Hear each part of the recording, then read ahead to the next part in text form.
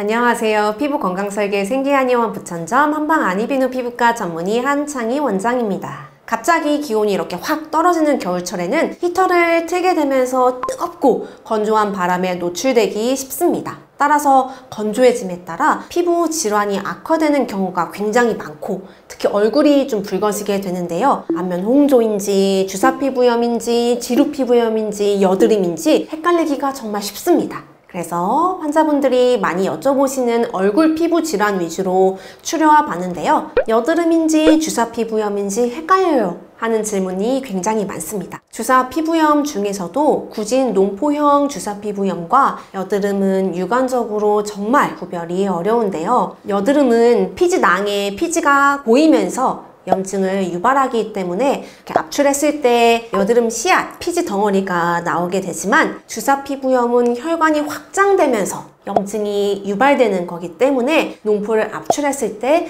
단순히 고름, 그러니까 녹만 확인하게 됩니다.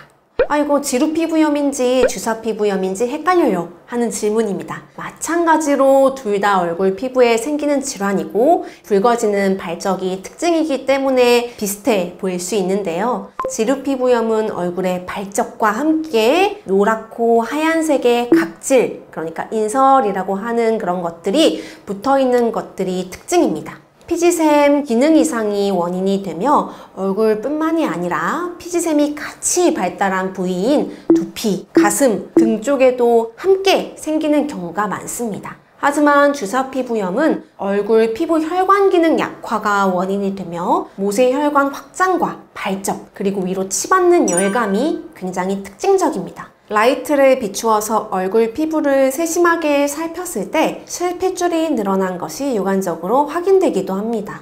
안면 홍조랑 주사피부염이랑 어떻게 다른 거예요? 라는 질문을 많이 주십니다. 안면 홍조는 특정한 외부 요인이 작용하지 않아도 얼굴 혈관이 늘 확장되어 있기 때문에 항상 붉게 보입니다. 이러한 안면 홍조가 만성화되고 악화되면서 염증성 피부 질환으로 진행되는데요. 그게 바로 주사피부염입니다. 그래서 염증성 구진, 농포, 결절이 같이 나타나는 경우가 많습니다. 이렇게 얼굴이 붉어지는 질환들인 주사피부염, 안면 홍조, 지루피부염, 여드름에 대해서 각각의 구분할 수 있는 포인트에 대해서 한번 말씀드려 봤는데요. 한의원에서는 이러한 난치성 피부 질환을 단순 피부 염증 그 자체를 좀 넘어서서 전신의 혈순환 시스템의 이상으로 보고 치료를 합니다. 각 개인의 몸 상태에 따라 침, 약침, 뜸과 같은 치료 이외에도 드레싱, 광선 치료를 병행함으로써 우리 몸의 상하부 혈순환이 골고루 일어나도록 하고 또 피부 안팎으로도 유수분 밸런스를 조절함으로써 피부 면역 밸런스를 맞춰주기 때문에 치료 반응이 굉장히 좋은 경우가 많습니다. 얼굴이 자꾸자꾸 붉어지고 열이 뜬다면 어떤 질환인지를 명확하게 확인하시고 제가 앞서 말씀드린 주사피부염, 지루피부염, 여드름 그리고 안면 홍조에 대한 구체적인 치료 및 관리에 대한 영상도 있으니 참고해 주시면 좋을 것 같습니다. 지금까지 피부건강설계 생기한의원 부천점 한방아니비누 피부과 전문의 한창희였습니다.